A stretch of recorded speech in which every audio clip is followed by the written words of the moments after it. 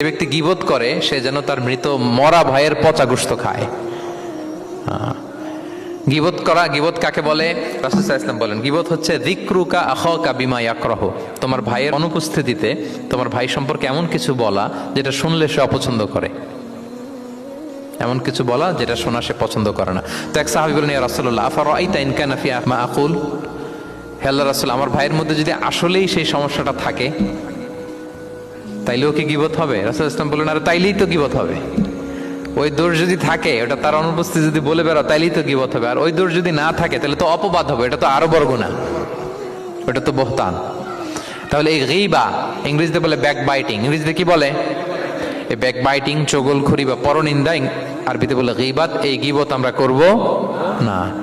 কারো কিছু বলা থাকলে আপনি তাকে সরাসরি নাসিহাত করুন। আর দিন ওয়ান নাসিহা, দিন হচ্ছে উপদেশ দেয়া, শুভ কামনা করা, তার প্রতি শুভ কামনা করে আপনি তাকে বুঝান, সে হয়তো বুঝবে। কিন্তু আপনি তার অনুপস্থিতিতে তার নামে বাজে কথা, মন্দ কথা বলতে পারবেন, এটা অনেক বড় পাপ। একজনের ব্যাপারে আরেকজনের কান ভারী করা, ওর কথা ওর কাছে, ওর কথা ওর করে, এরকম করে সমাজের মধ্যে একটা গিরিঙ্গি লাগায়, আছে না নেই? এটা হারাম। রাসূল সাল্লাল্লাহু আলাইহি ওয়াসাল্লাম বলেন, মেরাজের রাত্রে আমি দেখেছি কিছু লোক লাহুম আযফারুম মিন নুহাস, তাদের নখগুলো তামা দিয়ে তৈরি, নখর ধারালো, ইয়াখদাশুনা বিহা উজুহাহুম ওয়া সুদুরহুম, তারা তাদের নিজের নখ দিয়ে নিজের গালের গোশত, বুকের গোশতগুলো টেনে টেনে ছিঁড়ছে। রাসূল সাল্লাল্লাহু আলাইহি ওয়াসাল্লাম জিবরাইল আলাইহিস সালামকে বললেন, মানহুম ইয়া জিবরিল, জিবরিল কারা এরা, এত বড় শাস্তি? জিবরাইল আলাইহিস সালাম বললেন, হুম আহলুল গীবা মিন উম্মাতিক, এরা হচ্ছে আপনার উম্মতের মধ্য থেকে তারা যারা গীবত করে। তারা কি করে? তাহলে গীবতের সাথে আমাদের কোনো সম্পর্ক, এটা থেকে আমাদেরকে বেঁচে থাকতে হবে।